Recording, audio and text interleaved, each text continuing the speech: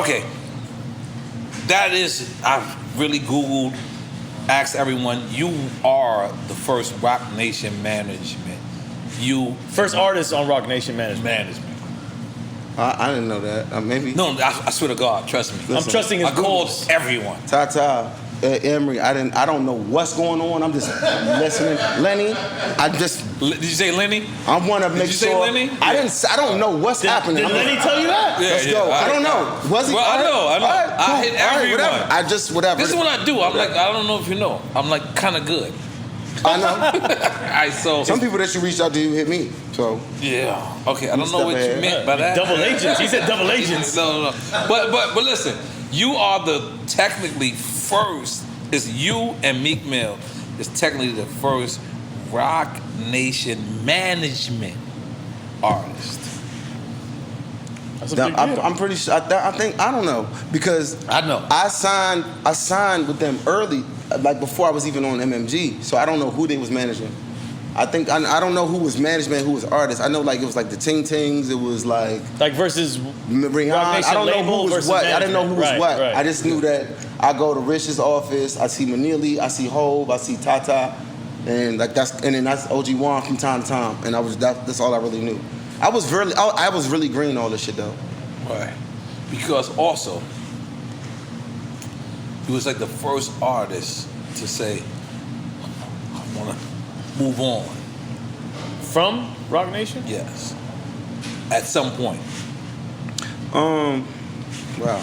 Tell us about it. I don't know how to, all right, well. It's like reverse engineering right now. Let's go. No, so what happened was. You want another shot first? I was, We're taking a shot for this? This nigga's trying to get me killed before I get to the airport. I was in the whole cipher for a long time, and you said in the whole cipher. Whole. Like meaning like Rock Nation in world. The bubble from the touring and everything. Right. And okay. I don't know. There was a time that I was on tour with J. Cole. At this point, I was opening for him. They told me it was like a co-headline tour, but whatever. I was opening for him, and it was kind of an elaborate stage, and this and the third. And somebody in my circle was like, "Yo, you know you're losing like $5 grand every time you go on stage. Not only are you not breaking even, you're losing money." And it was like, at me in that point in my life, it was just like I forgot what city we was in, but I remember I was on a bus. And I remember I had got an offer to do another tour with 2 other artists. And I wanted to go with Cole because that's like my brother. We just did the whole tour together, whatever, you know what I'm saying?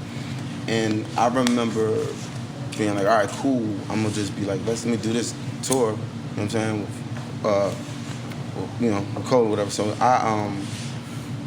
we was on the road and I was just like, man, I heard that from whatever. It doesn't matter who I heard it from.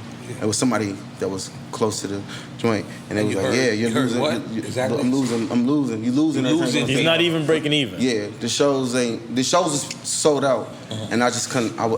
Again, I'm a young nigga. I couldn't make sense of it because I'm like, bro, I think this was The Gifted was out, and I think The Gifted went number 2 or 1 on Billboard, and I just couldn't understand it because I'm like, man, I could literally just be hosting clubs and just be like making like this tonight, XYZ, and I couldn't understand it, and I just like really had a meltdown, for real. And I remember whatever city I was in, it was like 3 days left, and I just quit the tour. I just quit, and I just remember one of them being in Seattle. Which tours? This is Blueprint 3. This is Cole's. This is the Cole whatever Born Center and Gifted, right? I think. And the difference is J. Cole's signed to Rock Nation as an artist, right? I wasn't even thinking about that. But I'm saying, is that the case though in this situation? Yeah, your management, and he's artist on. But the I didn't. At that point, I didn't know I just knew we was all of like. Right. So I just was like, man, I'm losing. I'm like, man, because if I was touring by myself, I could be like probably like busting it crazy every night, but. You know what I mean? So I just kind of had a meltdown, and I didn't know who to call, like if my lawyer, my accountant, and I was just like, okay.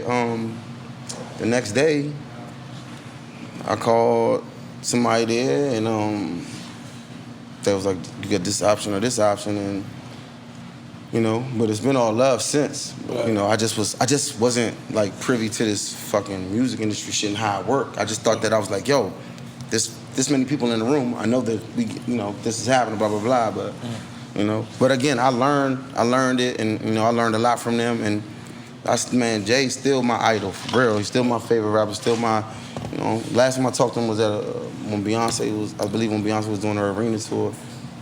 And I talked to him, but like I still got all the love for all of them. You know, I was a little bit early in this shit though. What do you think the takeaway would be for a new artist? Like if you were able to talk to yourself going into that deal, what would you say to yourself? Great question. Everybody deserves grace. That'd be management, you know. Of the people that you're working with, everybody deserves like a little bit of grace, a little bit of like, yo, understanding, you know, and don't be like so quick to just be like, kind of don't lead with your emotions. Sometimes in business, don't lead with your emotions. You can have your emotions, but don't lead with them. So let's be direct with it right now. Well, I wanted to ask specific to the contract. Okay. Like, what would you say to yourself, going back to that contract, what could you have avoided? I don't even, contract with...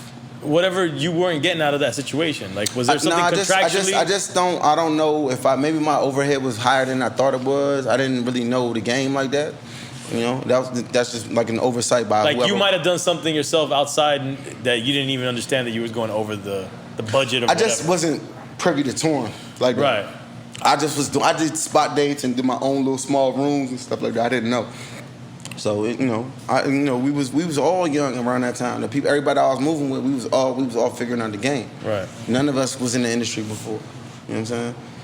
So just like being where we from, we ain't really had none of that. Like this is how you do this is how you do that. Wish I did, but the game is a game. The game is the motherfucking game. The game is the game. Let me make some noise for the game. Did you take a shot for the game is the game? Not really. Ha! I really feel like Hey, fuck the game. Yo, y'all should let Nori be the only one clapping one time just to see like what happens. He be like, yo, just take a shot for. Are you a Virgo? Nah. Wait, who's your son?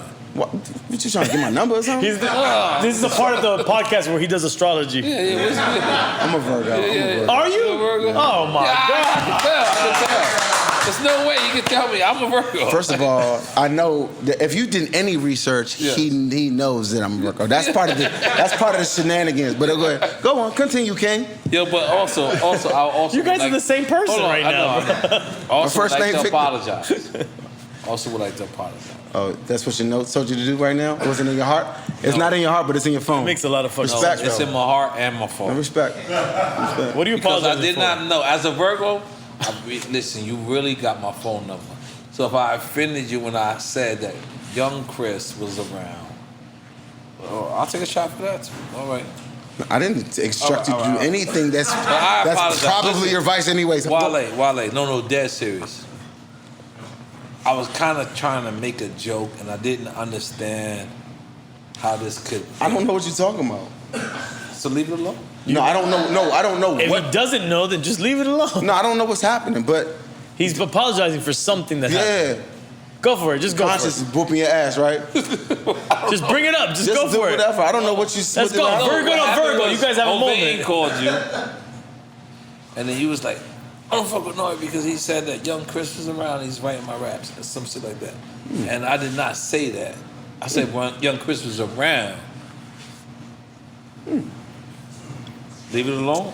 I don't know. This is the edit part. Do you really think somebody? Do you really think anybody? No, honestly, do you really think anybody can write like anybody on the face of the planet? I don't. I was trying to be funny. I was playing around. No, I get it. You said that on Drink Champs? You were there, nigga. These niggas, hey, listen, Hollywood, Emmys. This is Emmy worthy. The way they acting like they don't know what's going on. No, we don't. I know. And it's recorded. Nobody knows what's going on. We're just here. Listen, I'm gonna be honest. I blame the Peruvian llama that rolls all the blunts. That's why you gotta smoke the Nori lace joints. No. Queensbridge lace. You should drink the lava juice we gave you, bro. But listen, Left rack? I'm from Left Rack. It's a totally different place.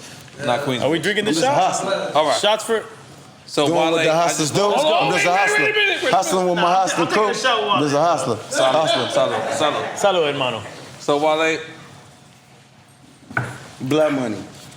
I'd like to tell you face to face, man to man, eye to eye, Leg to leg. that I was playing around when I said that, but I could understand and realize how you could took that personal, because ain't nobody wrote my rhymes. And when a person can be accused of that, that's the terriblest thing. So I apologize. I was playing around. Well, I never knew the context of the show in the first place. I never knew This show? because I don't. So this is the 'Cause you thing about rich, me. go ahead. No, No, but you not meant that. this show when you said I have the context, I have a lot of like things like with the industry that make me uncomfortable. So when I'm in my like space, I don't watch interviews. I don't watch videos. I barely listen to what's out right Understood. now. I just no. That's the thing with me. That's like a real thing. So I don't know. So I might hear something on Twitter or like get a clip. A of clip, something. and then it's because out of I don't know. context. I physically can't watch my shit. I can't do it because it's like I'm tapped out. Like when I put my all into that studio, to that Right. booth, into this pen and pad, I can't really do it. So I don't really be knowing what's going on. And then, in that sense, ignorance is bliss because I just don't think I'm the type of nigga that need to be listening to shit. You know what I mean? I'm already like a recluse or introvert, whatever. I don't need to be listening to what else is going on for real.